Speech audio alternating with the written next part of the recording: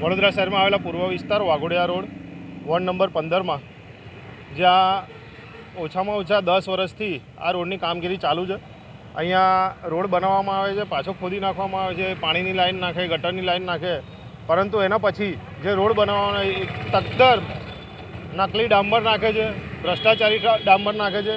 અને આ વિસ્તારમાં મહેશ બાબુ કમિશનર સાહેબ જોવા નથી આવતા, એમને ખબર જ નથી કે આ વિસ્તાર કયો છે। પૂર્વ વિસ્તારમાં પરિવાર 4 રસ્તાથી લઈને હાઈવે સુધીનો તમામ રોડ ખોદી નાખવામાં આવેલો છે, સિંગલ પટ્ટી રોડ ચાલુ છે। આપ જોઈ શકો છો કે હાલ ભુવા દાદાએ દર્શન દીધા છે। આ ભૂવો ઓછામાં ઓછો 10 ફૂટ ઊંડો અને 10 ફૂટ અંદરથી પહોળો છે, ભલે ઉપરથી મોઢું નાનું છે, પરંતુ જો આવા ભૂવા વારંવાર પડતા રહેશે તો સોસાયટી અને રહેણાંક વિસ્તાર અને વાહન ચાલકોને કાફી તકલીફ પડવાની છે।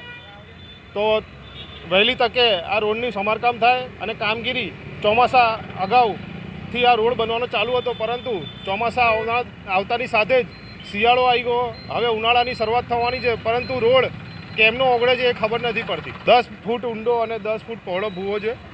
અંદરથી તમે જોઈ શકો છો, અમને લાઈવ બતાવીશ કે કેવો ડામર નાખેલો છે, પાવડર છે, ડામર નથી, પાવડરથી ઘરના લોટ જે રોટલીઓ ખાય છે એ લોટથી આ રોડ બનાવવામાં આવે છે। શું તો હાથથી ઓગળી જાય છે।